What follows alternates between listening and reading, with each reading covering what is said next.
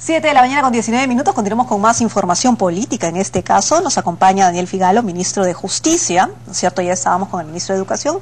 Y para hablar sobre temas importantes, uno sobre este aumento de sueldo de los ministros y obviamente sobre temas de su sector. Claro que sí. Muy buenos días, ministro. ¿Qué tal? Buenos días, Albina. Le preguntábamos fuera de cámaras cómo ha seguido todo este proceso que empezó el fin de semana con relación a las críticas, con el aumento de los sueldos para ustedes los ministros. Bueno, primero yo quisiera enfocar el tema desde una perspectiva distinta y permitir a la comunidad que me acompañe en este enfoque. Este asunto no hay que verlo como un aumento, sino como una corrección de una distorsión. Una corrección que va a implicar paulatinamente una transformación de todo el sistema del servicio público dentro de lo que significa los servidores públicos y los funcionarios públicos.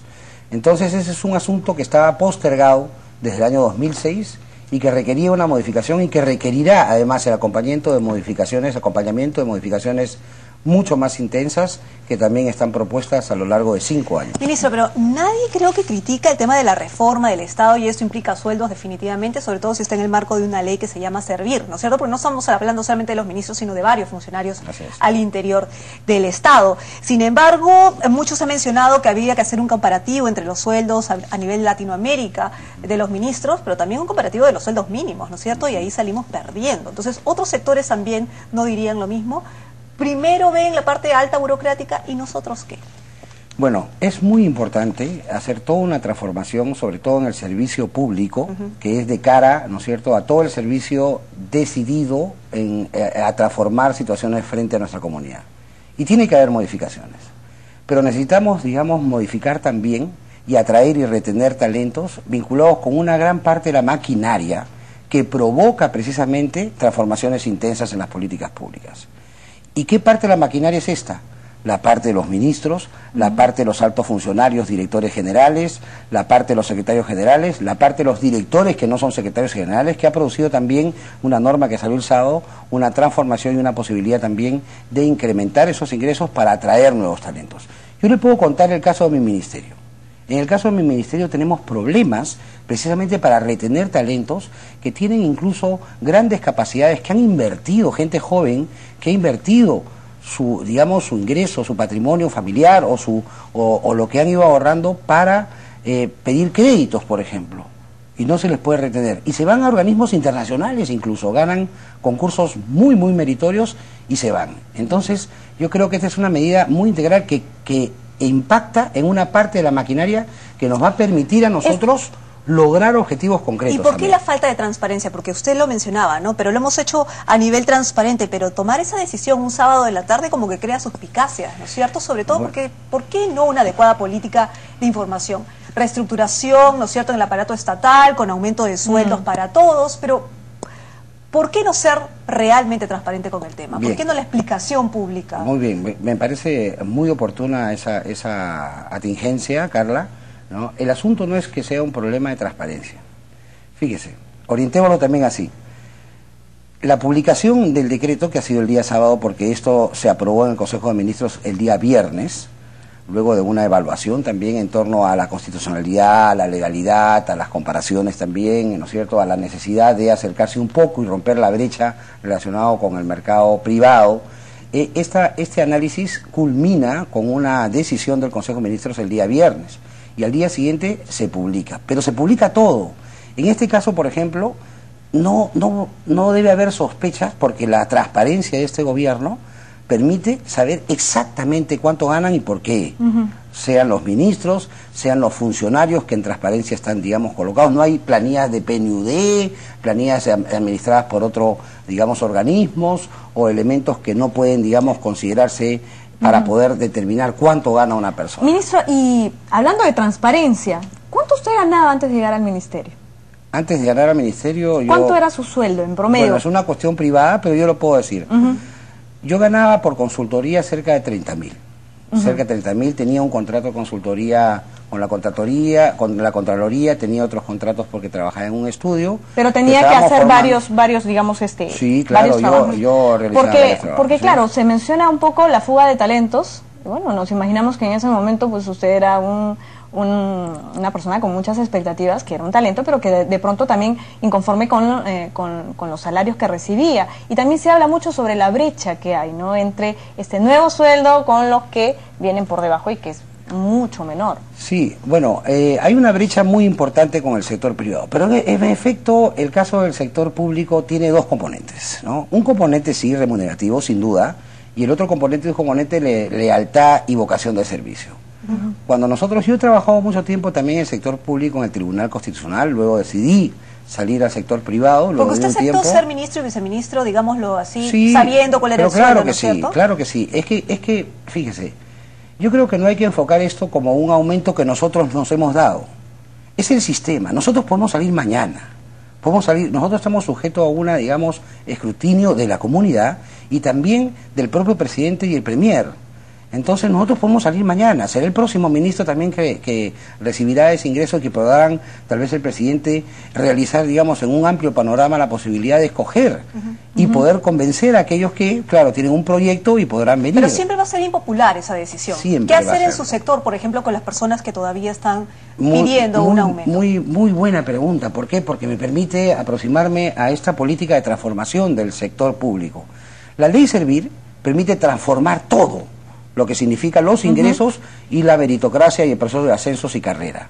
¿Cuánto se planea invertir en el proceso de implementación de Servir? 2.500 millones. ¿Para cuándo? 5 años. Este año, 500 millones. 500 millones cada año.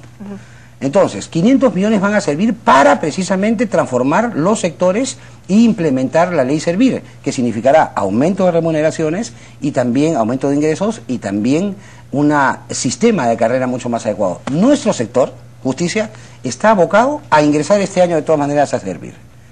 Y precisamente todos estamos trabajando para transformar nuestros documentos de gestión para lograr ese propósito. Pero saben que le han dado una perita en dulce a la oposición, ¿no es cierto?, para que les diga que esto es una repartija, ¿no es cierto? Por ejemplo, Alan García lo ha mencionado ayer, la repartija de los ministros. Es extraño, ¿no? Porque en el gobierno de Alan García, que se produce además esta reducción a propósito de la determinación de esta unidad de remuneración del sector público, porque esta es una ley que después sale una unidad que produce la reducción. Después Alan García en el año 2009 produce un decreto de urgencia, que lo que quería era homologar solo los sueldos de los ministros. Entonces, ¿qué hacía? Provocar un aumento de los ministros, pero sin cambiar toda la estructura que provocaba también esa definición de los sueldos de los altos funcionarios. ¿Cómo queda en el caso de los salarios, por ejemplo, de los jueces, de esta llamada homologación que en su momento fue también un poco cuestionada? Los magistrados del Poder Judicial, nosotros hemos trabajado con los magistrados del Poder Judicial una reforma también relacionada con sus ingresos. Había un asunto trascendental ahí que se tenía que producir. Era la ruptura de esta conexión que existía entre los sueldos de los magistrados y otros sueldos también que provocaban un efecto dominó o en cadena. Eso se produjo con la transformación de la ley orgánica del Poder Judicial. Y se ha producido, inmediatamente salió la ley, el incremento de los magistrados. Han tenido que hacer huelga también, los magistrados los hemos visto haciendo huelga para que los escuchen, que se habló de chantaje incluso de un poder a otro poder. Claro, efectivamente, hubo un momento de tensión, ¿no? Que los magistrados los ministros no han hecho huelga. Los ministros no vamos a hacer huelga. No podemos hacerlo, no vamos a hacerlo. No, hay una lealtad muy importante, una vocación ¿Que los permanente. magistrados no son leales? No, sí son leales, pero lo que pasa que ahí había una propuesta de los magistrados que no se entendía tal vez respecto de esa conexión que había con otros sectores. Entonces, nosotros necesitamos realizar esta reforma en los magistrados del Poder Judicial. Se hizo y se logró, digamos, romper también ese efecto dominó. ¿Cuánto ha sido ese aumento? ¿De cuánto ha sido aproximadamente este aumento? Bueno, ha sido un aumento importante, ¿no? Es un aumento paulatino que se va a realizar en 3 tramos y que va a suponer cerca de en unos casos el 60%. ¿Pero ¿En cuánto quedaría como tope aproximadamente el sueldo, por ejemplo, de un magistrado? De acuerdo a la ley orgánica del Poder Judicial, el magistrado, digamos, el tope es el el Supremo. Y el Supremo está homologado al Congreso de la República. Si el Congreso de la República modifica, se modifica inmediatamente el de... Si es que los congresistas no se quieren subir el sueldo también, ¿no? No, están en eso. Pero pueden, porque claro, de acuerdo a la Constitución, el Congreso tiene autonomía para poder determinar su presupuesto. Bueno, los trabajadores del Poder Judicial no creo que sean tan leales como los ministros de no ser huelga. Muy importante también esto. ¿Por qué? Porque el Poder Judicial está dentro del esquema de Servir. Y yo he conversado con el presidente del Poder Judicial. Sí hay un asunto que se está trabajando también con el sindicato de trabajadores y con el grupo de trabajadores para ver cómo hacer para que la mayoría pase a servir. Para nosotros sería espectacular que el sistema del Poder Judicial también ingrese en la lógica de servir, y hay capacidad para poder sostener esa transformación también en el Poder Judicial. Ministro, ¿cómo quedó finalmente el caso Chavín de Huántar, que fue visto hace algunos días en la Corte Interamericana de Derechos Humanos? Está en esta etapa. Es muy importante lo que ha sucedido ahí en San José de Costa Rica ante la Corte Interamericana de Derechos Humanos. Nosotros hemos llevado una defensa, creo yo, muy sólida. Hemos ido, digamos, con peritos especializados de Colombia sobre derecho internacional humanitario, sobre medicina forense, etcétera, y también nuestro equipo, ¿no?, que ha trabajado intensamente en este tema, y queda que en marzo tenemos que presentar unos informes para ya, tal vez en julio o en agosto, se pueda dictar una sentencia, y nosotros esperamos que esa sentencia sea auspiciosa para el Perú. Nuestro propósito siempre ha sido un asunto: nosotros queremos defender a los comandos Chavín de Huántar. Sí, pero por ese argumento de defender a los Chavín de Huántar, a los comandos, de alguna manera se ha dejado salir también por la puerta falsa aquellos involucrados que estuvieron también y que no tuvieron el valor, digamos, que sí tuvieron los Chavín de Huántar. Si hay involucrados, ¿no?, que no son los comandos Chavín de Huántar, no estamos hablando de Vladimiro Montesinos, de Guadalajara, ¿no? Si hay involucrados, ¿no?, que estaban vinculados con esta situación, que además en sede nacional solo se ha determinado para el caso del llamado Tito, si hay involucrados, este asunto, esta investigación, en este momento, por el fiscal, por el Ministerio Público del Perú. Por eso que los magistrados de la Corte se sorprendieron y dijeron, pero si este asunto todavía está en el Perú. ¿Pero qué pasó con la gestión peruana de llevar un proceso a una Corte cuando está abierto el proceso? Precisamente nosotros no hemos llevado el caso a la Corte. Sí, eso es lo que decimos nosotros. Pero Carla, ¿cómo se le ha aceptado, no? ¿Cómo se le ha aceptado el caso si hay un asunto que está vivo todavía en Perú, pendiente, efecto? Fujimori, ¿no es cierto? El tema Fujimori todavía. Parece ser que se va a quebrar ese proceso porque, claro, con el tema de la salud de Alberto Fujimori va a tener que faltar a las audiencias y hay un temor que se quiebre. La Corte ha determinado, yo estaba hablando con el procurador, la Corte ha determinado un sistema adecuado de hacer 2 audiencias a la semana, muy breves, para poder evitar, digamos, este corte del proceso. Entonces, ha sido una decisión de la sala de llevar a cabo el proceso, y además ya quedan pocos elementos que recibir y creemos que no se va a producir ese evento. ¿Se le va a restablecer el servicio telefónico a Alberto Fujimori, que era uno de los reclamos que hacía la familia y también su abogado, porque decían que era el único preso que no puede hacer llamadas?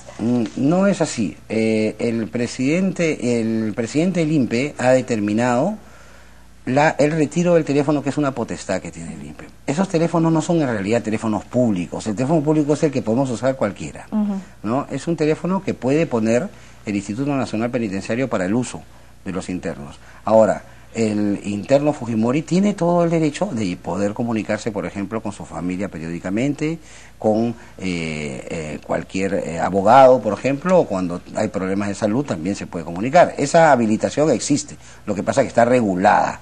Ahora, el Instituto Nacional Penitenciario tendrá que ver en su momento cuando restablece esta línea mayor, ¿no? Regulada para que no dé entrevistas, digamos. Pero no tiene el derecho a eso. No, ningún interno tiene el derecho a eso, ¿no? Es una potestad del INPE regularlo. Ahora, este proceso de los diarios Chicha, para muchos analistas, algunas personas, simplemente ha sido utilizado como una plataforma, de alguna manera, ¿no es cierto?, política o mediática, de llamarlo así, para entrar al otro proceso que es el tema de lesa humanidad, ¿no? Y es que hay un pedido, ¿no es cierto?, del abogado precisamente, de que de alguna manera se especifique el tema del cuadernillo en Chile, ¿no es cierto?, que cuál era el motivo para ser extraditado y si lesa humanidad era un término utilizado en uno de los cuadernillos para ser sentenciado finalmente por San Martín aquí. Como se ha dicho bien, ¿no?, lesa humanidad puede ser un concepto, ¿no? Se le persigue a Fujimori y se le condena por unos delitos que tienen la categoría de lesa humanidad, pero son unos delitos, ¿no? Delitos concretos, por ejemplo, vinculados con corrupción, delitos vinculados con homicidio, etcétera. Entonces, son los delitos los que permiten el procesamiento a propósito de la extradición.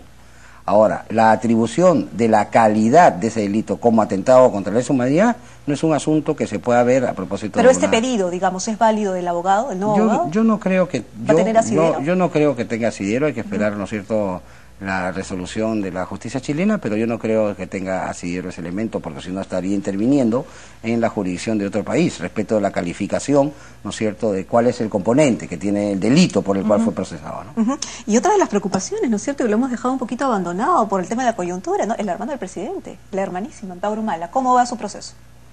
Bueno, él ya está condenado, ¿no? Y está siguiendo su proceso interno de cumplir su condena. Ha presentado diversos habeas corpus sin éxito, ¿no? Pero ya, digamos, ha entendido que tiene que seguir el proceso judicial regular como cualquier otra persona. Hasta ahora, sí. Esperemos que siga así. Muy bien. Muy bien, ¿pasamos a la Haya? ¿Sí? ¿Tenemos tiempo? ¿Tenemos tiempo todavía? Seguimos conversando. Vamos a hablar con el Haya. Triángulo terrestre. Yo perfecto. Triángulo terrestre, ministro. El triángulo terrestre. Justamente ayer fue esta cumbre tan importante, ¿no es cierto?, en Cartagena de Indias, y parece ser que el presidente Ollanta se puso firme con el presidente Piñera, ¿no? Sin embargo, todavía ahí está el tema de la carta de... se habló de una carta, ¿no es cierto?, de protesta. Sí, pero he escuchado al presidente Piñera, ¿no es cierto?, y cuando le preguntaban, no, pero ¿va a presentar usted una carta de protesta? Nunca dijo una carta de protesta, ¿no? Bueno, esos son los canales diplomáticos que son muy finos, ¿no?, para poder determinar cómo nombrar un documento u otro, ¿no? Pero para el Perú es muy claro.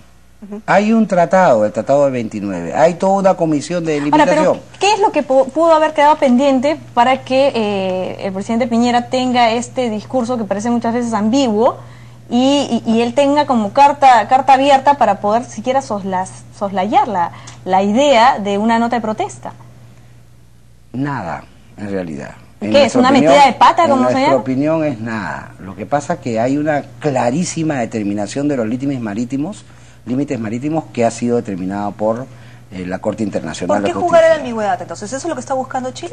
No puedo especular, ¿no? En ese sentido son materias muy delicadas, pero yo lo que puedo decir es una cosa muy concreta. Perú comienza en el punto más bajo, en el punto Concordia, ¿no? Y de ahí se determina todo el límite relacionado con la parte terrestre. Ahora, la proyección del luto número 1 será aquella que determina ya el límite marítimo. Entonces es lo que se denomina la costa seca, que han denominado, ¿no? Tanto esperemos que ahí un poquito de mar haya, ¿no? Muchos se han atrevido a señalar de que bueno, además de ambiguo, que es una metida de pata, ¿no? Tal cual. ¿Usted lo considera así? Yo creo que tiene que hacer una evaluación. Hay un tema político también en Chile que ellos mismos tienen que evaluar, ¿no? El presidente Piñera está saliendo, ¿no? Ingresa la presidenta Bachelet. Es que eso hace que algunos se coman las uñas, ¿no? Un discurso interno, más que es una cuestión interna que ellos tienen que ver, ¿no? Cómo trabajar. Nosotros ya hemos trabajado, nuestra comunidad en verdad ha sido espectacular, cómo ha reaccionado frente a ese asunto. Nosotros estamos abocados ahora a Tacna muy intensamente para realizar inversiones importantes, la defensa de los pescadores. ¿Se han quedado tranquilos luego del Consejo en Tacna? Yo creo que sí, yo creo que sí, pero como todos, no siempre una cosa es ofrecer y otra cosa es que ver, y nuestro compromiso es accionar, activar, ¿no? Ojalá, ministro. Muchísimas gracias. Muy bien, entonces el ministro de Justicia nos acompañaba esta mañana, absolviendo muchas interrogantes. Así es, temas de coyuntura sin duda, y que tiene que ver con el aumento de sueldo de los ministros también y las reacciones, ¿no?